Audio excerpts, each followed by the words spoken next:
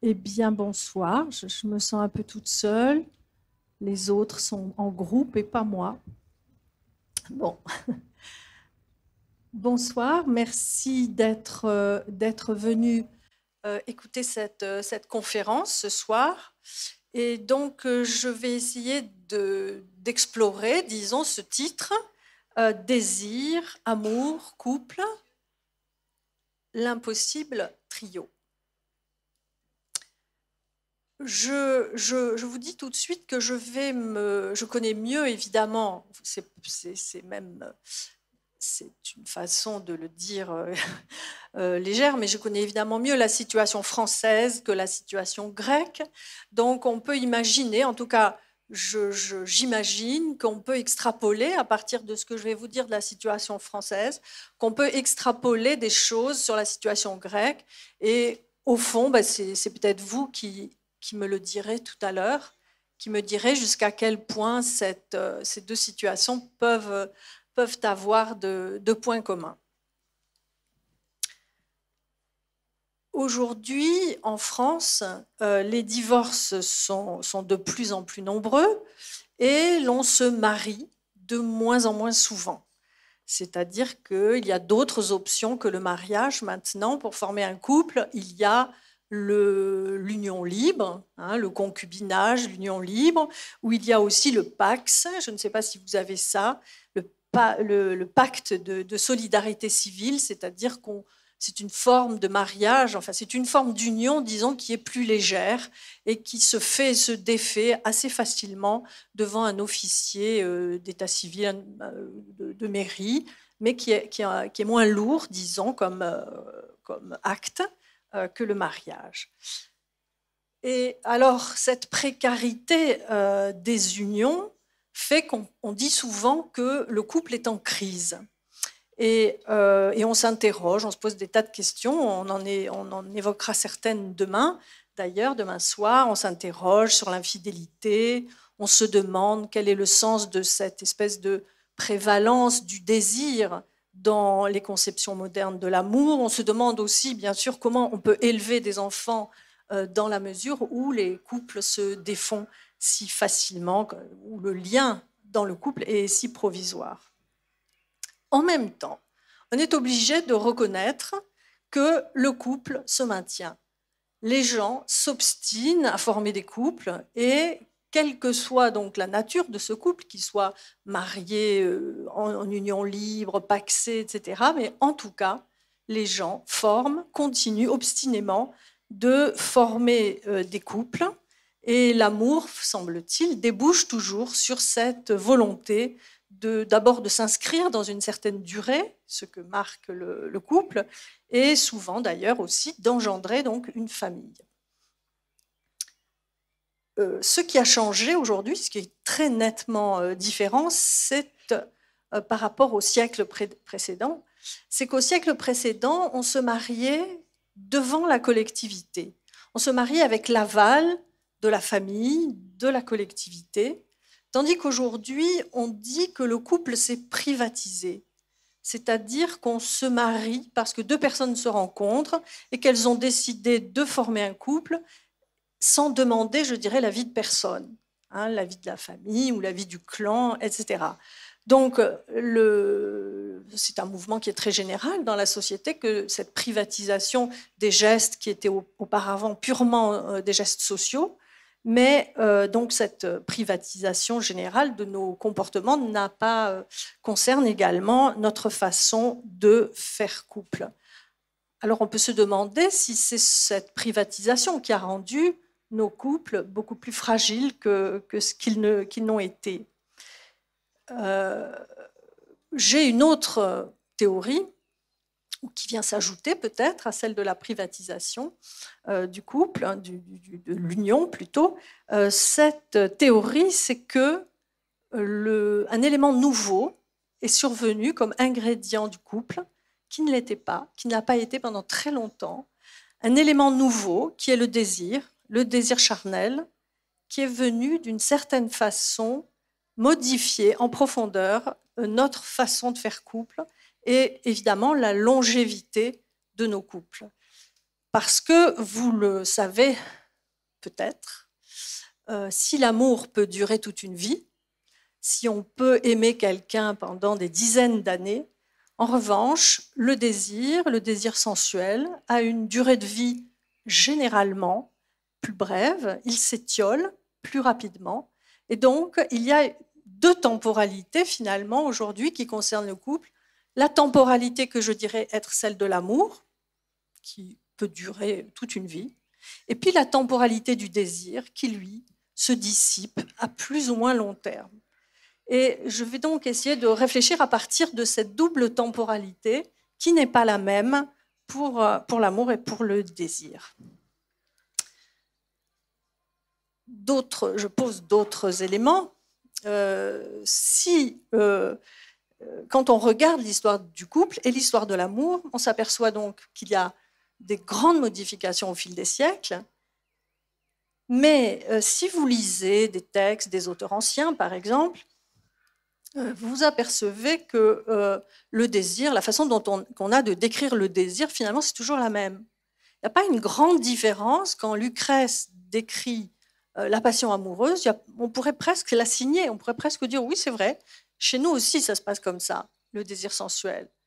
Donc ça n'est pas le désir lui-même qui a changé au fil du temps, puisqu'il est remarquablement semblable, mais c'est plutôt les raisons pour lesquelles on s'unit, les raisons pour lesquelles on fait couple et la manière dont ces ingrédients, l'amour et le désir, entrent en composition, je dirais, dans ces couples. Alors, je vais faire un petit peu d'histoire du couple. Je vais vous raconter très, très brièvement, vous imaginez, en Occident. D'abord, c'est intéressant de toute façon parce que le couple a toujours été considéré comme le fondement de la société, le fondement de l'ordre social. Toutes nos sociétés occidentales se sont toujours pensées à partir de ce fondement qui est le couple. Et pourquoi cela? Eh bien parce que je ne vais pas m'y attarder longtemps, mais il faut vraiment le garder constamment en tête, parce que le couple, le mariage, puisque longtemps on a fait des couples uniquement, enfin la seule façon de faire couple, ça a été le mariage. Le mariage a deux vocations fondamentales qui sont d'une part de constituer des lignées d'enfants, enfin des lignées qui font que des familles se constituent et se reconnaissent dans cette lignée. Et puis, le mariage a une autre fonction, donc à part d'assurer la composition de ces lignées, il a aussi la fonction de transmettre les patrimoines. Et puis, bien sûr, de constituer aussi des alliances politiques, éventuellement, selon le niveau auquel on se place dans la société. Donc, il faut garder présent à l'esprit que quasiment jusqu'au XXe siècle, le mariage est fait d'abord pour cela, créer des lignées reconnaissables et transmettre des patrimoines. Alors, ce qui est intéressant, c'est qu'aujourd'hui, on a tendance à considérer que faire un couple, c'est une histoire d'amour. C'est fondé sur le fait que deux personnes s'aiment. Et c'est intéressant parce qu'on en est absolument intimement persuadé quand on ne se penche pas trop sur l'histoire du mariage, alors qu'en fait, c'est une invention tout à fait récente. Cette idée qu'on puisse se marier par amour, c'est une invention du XIXe siècle, de la fin du XVIIIe, du XIXe siècle. Auparavant, le mariage n'était pas fait, n'incluait pas cette dimension de l'amour. Et ici, je parle de ce que j'appelle, dans mon petit vocabulaire, de l'amour électif, c'est-à-dire l'amour qui fait que soudain, on rencontre quelqu'un, on le choisit, on l'élit, c'est pourquoi je dis amour électif, on l'élit dans la foule de ses semblables, c'est celui-là, c'est celle-là et c'est pas un autre. Cette façon d'être, de rencontrer un autre et de l'aimer, c'est cela que j'appelle donc amour électif. Eh bien, cet amour électif, pendant des siècles, il n'a pas été un ingrédient du couple. Il n'était pas considéré comme, enfin, il n'était pas envisagé tout simplement dans dans la constitution du couple. Donc, vous voyez, c'est intéressant, ça nous pose un certain nombre de questions. Si on imagine, comme je le crois facilement, si on imagine que l'homme est un animal aimant, qu'il a sans doute toujours aimé, il est sans doute toujours tombé amoureux, hein, il a sans doute toujours rencontré quelqu'un qui lui paraissait tout à coup digne d'amour, eh bien, dans la mesure où le mariage n'incluait pas cette dimension de l'amour électif, qu'en était-il de l'amour? Qu'est-ce qu'on en faisait? Où est-ce que ça se passait? Où est-ce que ça se jouait si ça n'était pas dans le mariage? Ce qui est intéressant dans cette façon de penser à l'amour, de considérer l'histoire du couple en parallèle avec l'histoire de l'amour, qu'il l'intègre ou pas, justement. Ce qui est intéressant, c'est que je me suis aperçue en travaillant sur ces questions qu'il fallait inverser ce qui nous paraît a priori une causalité évidente, qu'il fallait renverser la proposition et que ça n'est pas la manière d'envisager l'amour qui a conduit à construire un certain type de couple. C'est au contraire la façon dont on a eu de construire des couples qui a modifié, je dirais, nos conceptions de l'amour. Et c'est ce que je vais essayer de vous montrer.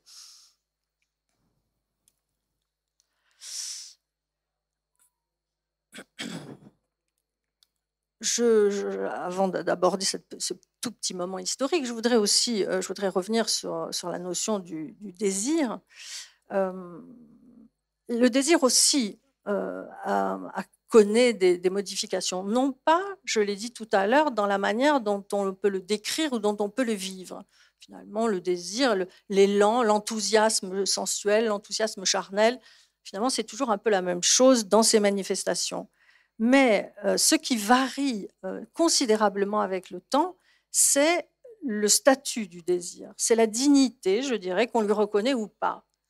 Selon que l'on considère que le désir, comme les chrétiens le considéraient, que le désir c'est un péché, ou bien selon qu'on considère, comme cela a été le cas par exemple des siècles plus tard, que le désir est une pulsion, une sorte de pulsion irrépressible de l'être humain, du corps quasiment, eh bien évidemment, si on le considère comme un péché, une pulsion ou un instinct, ça n'est pas tout à fait la même chose, ça n'a pas tout à fait les mêmes implications sur la formation du couple que si on le considère qu'il fait partie de l'amour, qu'il est même une fondation de l'amour et qu'il lui est intimement lié et que du coup, peut-être, il faut lui réserver une place, par exemple, dans le couple conjugal.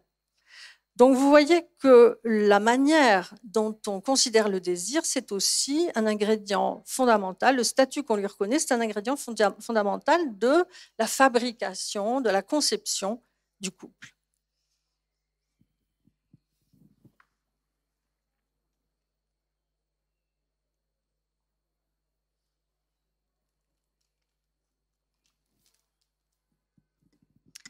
Avant le mariage chrétien, dont je vais vous dire quelques mots, il est probable, disent les anthropologues, que le mariage était conçu comme un échange des femmes et qu'il a été institué dans l'histoire de l'humanité, dans l'histoire en tout cas celle que nous connaissons, qu'il a été institué pour former des clans et des alliances entre des groupes qui pouvaient être rivaux, a priori, qui pouvaient se quereller.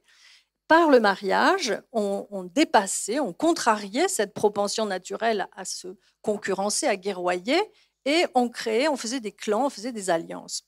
Et vous constatez, vous entendez que c'était l'échange des femmes. Dans toutes les sociétés, on a échangé des femmes et jamais l'inverse. Ce ne sont jamais des groupes de femmes qui ont échangé des hommes, mais toujours des groupes d'hommes qui ont échangé des femmes. Pourquoi, dans toutes ces sociétés telles qu'on les connaît, le couple hétérosexuel a été privilégié? Parce qu'après tout, on pouvait aussi former des couples homosexuels. Pourquoi on a privilégié le couple hétérosexuel dans toutes les histoires du mariage qu'on connaît? Eh bien, évidemment, c'était pour pouvoir faire des enfants. Parce que mettre au monde des enfants, c'était une manière de sceller les alliances et même de les prolonger.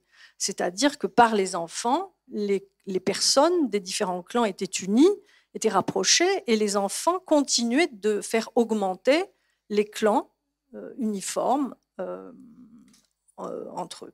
Donc vous voyez que, par parenthèse, cette conception du mariage qui a été très longtemps celle de l'Occident impliquait la régulation de la sexualité féminine. Parce qu'il fallait évidemment que les femmes qu'on échangeait donc demeurent fidèles et qu'elles restent pour permettre donc de fabriquer ces lignées homogènes. L'Église, si on s'approche de notre histoire, l'Église s'est passionnée pour le mariage. L'Église a réfléchi avec une intensité absolument incroyable pendant plusieurs siècles pour arriver à proposer une doctrine du mariage. C'est de là que nous venons et c'est à ce titre que je vous en parle. Donc, dans l'Ancien Testament, déjà, le mariage est institué sitôt que Dieu a créé le couple humain. Le Seigneur Dieu dit « Il n'est pas bon pour l'homme d'être seul, je veux lui faire une aide qui lui soit comme son vis-à-vis. Ainsi l'homme laisse-t-il son père et sa mère pour s'attacher à sa femme, et les deux deviendront une seule chair. » Donc vous voyez que très tôt, dans la philosophie, si je puis dire, chrétienne, le mariage est pensé comme nécessaire à l'homme. Et les clercs, entre le IVe siècle jusqu'au XIIIe siècle, vont élaborer soigneusement, longtemps, une doctrine du mariage. Et ensuite, à partir du XIIIe siècle, cette doctrine est figée, fixée. Et elle entre dans nos mœurs. Alors cette doctrine, pour aller très vite, elle présente 3 traits caractéristiques, 3 traits essentiels. Le mariage est réputé indissoluble. Il est considéré comme un sacrement, c'est-à-dire qu'il témoigne, il incarne l'union de l'homme avec Dieu. Et enfin, il est voué à la procréation. On se marie pour faire des enfants. Il est question d'amour dans le mariage chrétien, mais pas du tout de l'amour tel que nous l'entendons, en tout cas pas du tout de cet amour électif dont je vous parlais tout à l'heure. Dans le mariage chrétien, l'amour qui commande l'union, c'est ce qu'on appelle la caritas, l'amour de charité. Cet amour de charité, c'est un sentiment qui est constitué d'estime, de tendresse, de solidarité. Mais surtout, ce qu'il a d'intéressant, cet amour de charité, c'est que c'est un sentiment a posteriori. Dans l'amour électif dont je parlais tout à l'heure, on rencontre quelqu'un et on s'émeut et on s'éprend de cette personne. Dans l'amour de charité chrétien, l'amour résulte du mariage. D'abord, on se marie et parce qu'on s'est marié, on va construire cette relation d'amour de charité, qui va donc émaner du mariage, mais qui va en aucun cas en être la condition. On ne se marie pas parce qu'on aime, mais on aime parce qu'on s'est marié, ce qui est évidemment une différence capitale avec notre conception, j'y reviendrai, romantique de l'amour. La question de la sexualité est très importante dans le mariage chrétien parce qu'en fait, pourquoi ils ont mis tant de siècles à s'en sortir dans cette élaboration de la doctrine du mariage? C'est parce qu'ils ne savaient pas quoi faire de la sexualité. Dans la pensée chrétienne, la sexualité est vraiment au nid. Comment on va s'en sortir puisque les hommes ont cette pulsion, on se désire en tout cas de s'unir charnellement? Qu'est-ce qu'on va faire de ça? Que vont faire de ça les chrétiens? Eh bien, ils vont légiférer sur la sexualité et ils vont estimer qu'on se marie pour faire des enfants et qu'on ne doit avoir une sexualité que dans cette optique-là, dans l'optique de la procréation. Alors du coup, il y a des tas d'interdits qui frappent la sexualité. Certains historiens ont calculé que si on respectait tous les interdits, tous les jours et les moments où on n'a pas le droit de faire l'amour, eh bien, il devait rester dans l'année, estiment certains, à peu près 90 jours où on pouvait s'unir. Tout le reste du temps, c'était interdit. Donc vous voyez que cette idée que la sexualité est de nature profondément mauvaise, qui est à la base de la pensée chrétienne du mariage, eh bien, ça va évidemment influer sur notre conception du mariage, de l'union et du désir assez longtemps. Vous comprenez aussi que si on dévalorise complètement la sexualité, je dirais de façon un peu moderne et anachronique, mais je dirais qu'évidemment, si le désir n'a aucune importance, et qu'au contraire même il est honni dans l'union d'un homme et d'une femme, il n'y a vraiment aucune raison pour que l'union ne soit pas éternelle, du moins ne dure pas toute une vie, puisque plus rien ne vient contrarier cette espèce d'amour particulier, cet amour de charité qui se construit, qui s'élabore, et au fond, rien ne vient le modifier au cours d'une existence. Je souligne cela pour vous dire que notre conception très intégrée, enfin très assimilée par nous de l'amour pour toujours, ce que j'appelle l'amour pour toujours, prend sa racine dans notre conception chrétienne du mariage. Et nous sommes toujours tributaires de cette conception de l'amour pour toujours. Alors vous allez me dire qu'il y a aussi des raisons psychologique en réalité au fait que nous soyons, je fais une petite digression, au fait que nous soyons si attachés à l'amour pour toujours. C'est vrai que quand on aime quelqu'un, quand on aime ou on désire quelqu'un profondément, on n'a pas envie que ça s'arrête et on a tendance à lui dire je t'aime pour toujours. Mais il faut bien avoir conscience que ce toujours qui est celui de je t'aime pour toujours n'est pas du tout, n'exprime pas du tout le temps, il exprime l'intensité. Je t'aime tellement en ce jour que j'ai l'impression que je t'aimerai toujours. Mais le temps, lui, est une autre affaire. Donc, en tout cas, vous voyez que, en tout cas, au moins des raisons historiques, on a construit cette idée de l'amour pour toujours. Pour accélérer dans le temps maintenant, donc je vais rester sur ces considérations autour de l'amour et du désir dans le couple, mais vous avez bien compris que ce ne sont pas les seuls et que la filiation, le patrimoine sont les raisons profondes de continuer de se livrer, je dirais, au mariage. Donc à partir du XVIIIe siècle, je fais un petit saut là dans le temps, à partir du XVIIIe siècle, on continue donc de se marier pour des raisons de patrimoine et de lignée, mais en revanche, les mœurs vont évoluer considérablement au cours du siècle, et alors que pendant très longtemps, à peu près jusqu'à cette période d'ailleurs, le mariage a obéi, je le disais tout à l'heure, au clan, à la famille. Les futurs ne s'épousaient pas du tout par inclination, mais parce que leur famille souhaitait créer ces alliances. Et là, on pourrait revoir tout le théâtre, justement, en France, tout le théâtre de Molière ou celui de Marivaux, tout ce théâtre de l'amour où on voit les enfants protester contre les dictates que leur imposent leurs parents en termes de mariage. Donc, pendant le XVIIIe siècle, ça va changer. Lentement, mais ça va changer. Et de plus en plus, on va se marier par inclination pour l'autre, autant, au moins autant que par volonté, pour obéir à la volonté du chef de famille ou à l'attente du groupe social. Le discours sur le mariage va aussi se modifier. Je passe là aussi un peu rapidement, mais jusqu'à présent, finalement, le discours sur le mariage, c'était celui des juristes pour établir les contrats et celui de l'Église, qui établissait la morale, au fond, du mariage.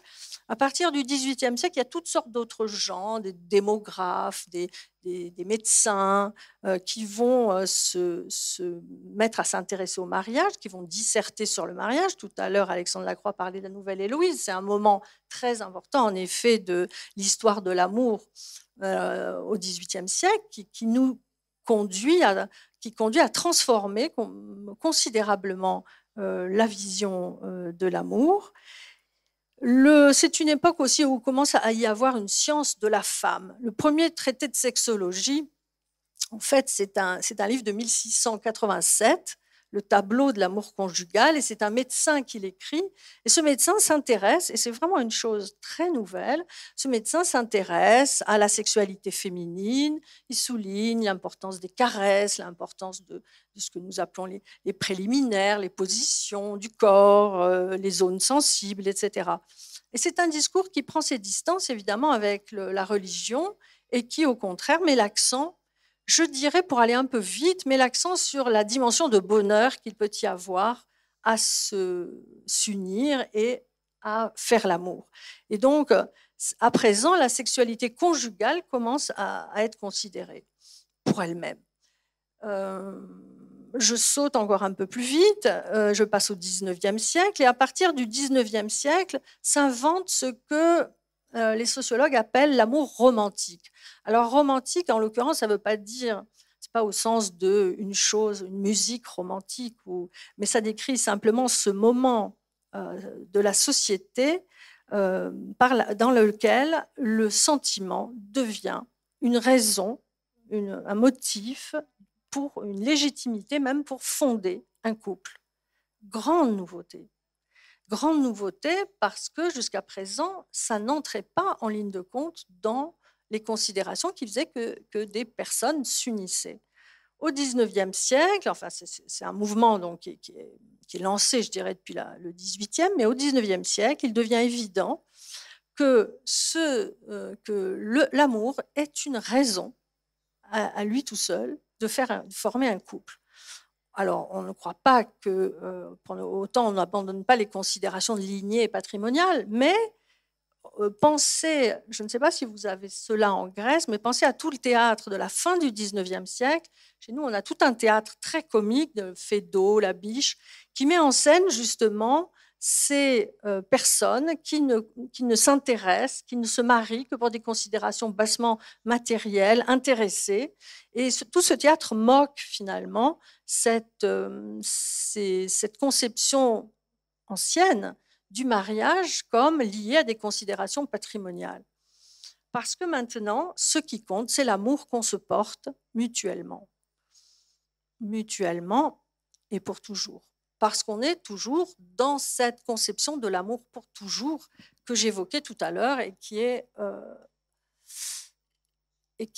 très ancienne. Ce qui est intéressant dans cette modification, c'est que vous voyez que tout à coup, l'ingrédient de l'amour entre dans le mariage et ça modifie, ça fait exploser la conception même du mariage. Et donc, qu'il puisse y avoir des modifications aussi radicales dans l'histoire du mariage, j'anticipe un peu, mais devrait nous éviter de nous inquiéter pour les modifications qu'on constate aujourd'hui dans les couples contemporains. Vous voyez que des choses peuvent changer en profondeur dans la conception du couple. Alors le 19e, c'est un moment un peu particulier, un moment paradoxal, je dirais, parce qu'à la fois, la sexualité est en train de prendre de l'importance, on commence à la considérer, à y réfléchir, etc. En même temps, ce n'est pas un très bon moment pour les femmes, le 19e siècle. C'est un moment où on a tendance, malheureusement après Rousseau aussi, qui n'a pas apporté que des bonnes choses, on a tendance à considérer que les femmes sont des épouses et des mères, et on les cantonne dans ce rôle, je dirais, on les cantonne à la maison.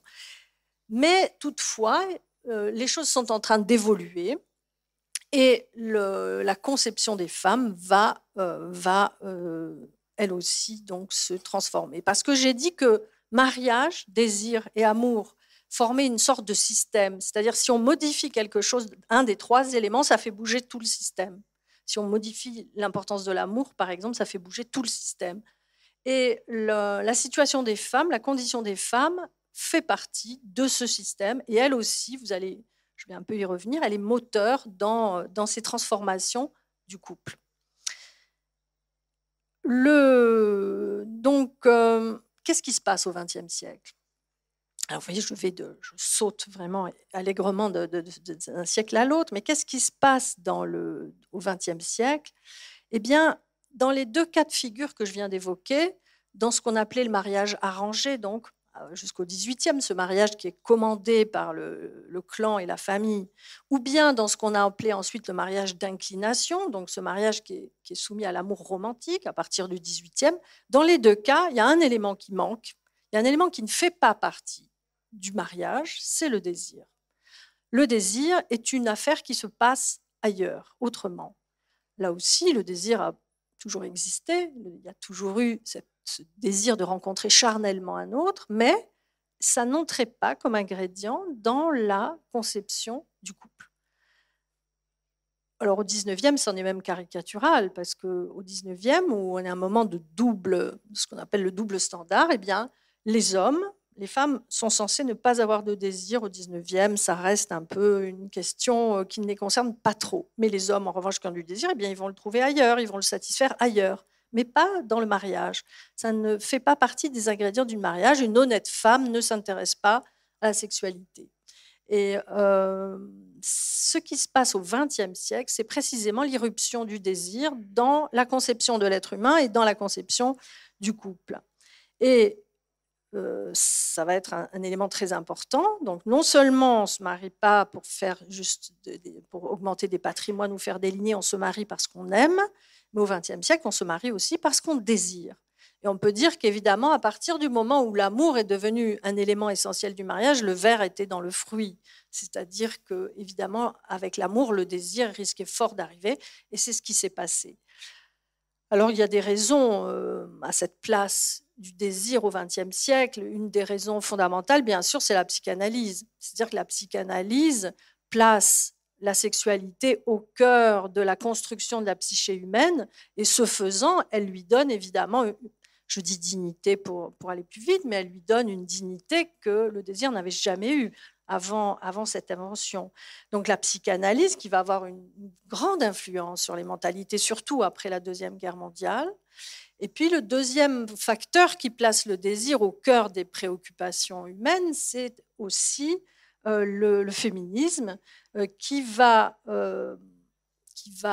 déconstruire les modes de fonctionnement du couple et qui va poser des exigences nouvelles donc pour les femmes qui, encore une fois, avaient été un peu écartées de ces questions-là au XIXe siècle. Donc, le désir devient, et là je saute encore, j'en arrive presque à la fin du XXe siècle, le désir va devenir une considération capitale dans la définition d'une vie réussie et d'une vie de couple réussie. Aujourd'hui, vous n'avez qu'à écouter les journaux féminins, les magazines féminins, peut-être même Psychologie Magazine, je ne sais pas. Mais en tout cas, vous verrez que tout le monde se pose la question du désir. Est-ce qu'il est là? Est-ce qu'il n'est plus là? Comment on l'entretient? Comment on le restaure? Etc. Bref, le désir est devenu une sorte de sujet de préoccupation de tout un chacun dans la société contemporaine. Alors, évidemment, oui, la révolution des femmes, donc je disais tout à l'heure, qui est la grande révolution du XXe siècle, la révolution, notez bien, la plus douce de l'histoire récente de nos sociétés. Cette révolution donc, a modifié en profondeur la place des femmes dans la société, mais elle a aussi, il s'est passé quelque chose d'extraordinaire pour les femmes. À partir des années 60 en France, la sexualité s'est très largement libéralisée. Les filles ne sont plus soumises à la surveillance de la famille, en tout cas elles le sont beaucoup moins, elles sont plus éduquées et elles ont plus d'exigences de liberté. Et puis bien sûr, la contraception et l'avortement vont faire qu'elles ne redoutent plus, comme elles le faisaient jusqu'à présent, comme elles le vivaient jusqu'à présent. La contraception et l'avortement permettent de dégager la sexualité de la visée de procréation. On peut faire l'amour pour faire l'amour, sans faire d'enfants et sans craindre aussi de faire d'enfants. Et ça, je crois qu'on l'a un petit peu oublié maintenant parce que ça nous paraît vraiment très naturel et très habituel, mais pendant très longtemps, les femmes ont craint, savaient que quand elles faisaient l'amour, elles risquaient d'être engrossée par l'homme. Et alors parfois elle le voulait, je veux dire, on faisait l'amour pour faire des enfants, mais il y avait aussi des tas de fois où ça n'était pas désirable. Et là aussi, on le retrouve assez dans la littérature du début du XXe siècle. On retrouve l'expression de cette inquiétude des femmes à l'égard de la grossesse qui succédait très immanquablement, disons, en tout cas à leur sexualité. Donc vous voyez, on libère les femmes de cette peur-là et on leur donne le contrôle de leur fécondité. Tout ça, c'est des révolutions considérables, évidemment, pour l'être humain et pour l'être humain féminin, en l'occurrence. Et puis, à partir de là, elles revendiquent leur droit au plaisir, au désir, et cela, ça va changer en profondeur alors là aussi je vais un peu vite, mais ça va changer en profondeur non seulement la façon de vivre, mais aussi la législation. En France, la législation est modifiée, le Code civil est modifié pour tenir compte de cette revendication d'égalité qui est celle maintenant des femmes. Et on va modifier le droit du mariage, le droit de la famille, etc., de façon très profonde en vue donc d'atteindre cette égalité. Alors, à quoi on en arrive aujourd'hui? On en arrive à ce que j'ai appelé de façon un peu humoristique la polygamie lente. C'est une expression drôle, mais qui exprime cette modification que j'exposais en tout début de mon discours, et qui est le fait que de nos jours, les couples se forment et se défont de plus en plus souvent ou souvent. C'est-à-dire que depuis ce couple pour toujours qu'on avait fondé dans l'histoire de notre couple, dans l'histoire des couples occidentaux, depuis ce pour toujours, eh bien aujourd'hui on en est passé à un moment historique où quand on se marie, ça n'est pas forcément, ou en tout cas quand on forme couple, puisqu'on ne se marie pas forcément, on peut avoir d'autres façons légales, je veux dire, de faire couple. Quand on forme couple, eh bien ça n'est pas forcément pour toujours. Et d'ailleurs, j'aime toujours rappeler cette histoire qui est fondatrice de notre vision de l'amour. Vous savez, c'est celle de Tristan et Iseut. C'est le mythe du couple éternel qui est un peu au fondement de notre histoire. Et on oublie toujours dans l'histoire de Tristan et Iseut qu'il leur a quand même fallu un filtre magique pour que ce couple dure toujours et que ce désir et cet amour soient relancés incessamment. L'histoire de Tristan et Iseut, c'est quand même l'histoire d'un filtre magique avant d'être l'histoire de l'amour éternel. Donc, n'empêche que c'est un mythe qui est toujours très actif aujourd'hui, si bien que nous sommes devenus des polygames lents. Alors, je dis lents au sens où nous formons plusieurs couples dans une vie. Je ne parle pas de cette rotation accélérée qu'on peut trouver, par exemple, chez les jeunes gens, qui forment des couples toutes les semaines. Enfin, c'est pas de ça dont je parle. Je parle du fait qu'on peut rencontrer quelqu'un, épouser ou s'unir avec quelqu'un, rester avec lui un certain temps, un certain nombre d'années même, et puis le couple se défait et on en reforme un autre. Si bien que dans une vie, on peut connaître 2, 3, 4 couples, des vrais couples profonds, intéressants, forts, mais on n'est plus sur le modèle du couple unique qui a longtemps prévalu dans notre société. Évidemment, pourquoi est-ce qu'on forme ces couples successifs? Qu'est-ce qui est venu dynamiter l'idée du couple pour toujours? Eh bien sûr, c'est le désir. Si le désir a pris la place qu'il a pris dans nos sociétés, dans nos esprits, si il est très important de vivre et de connaître le désir et de vivre dans le désir, comme on nous le dit partout, comme c'est devenu la nouvelle, disons, idéologie de notre société, eh bien, que vaut un couple dont le désir s'est absenté? Et là, évidemment, on arrive à un vrai problème, c'est-à-dire que nous sommes pris entre deux volontés, souhaits contradictoires, c'est-à-dire que nous voulons presque toujours, nous souhaitons faire des couples qui durent, ça fait partie presque de l'inévitable de notre désir de couple.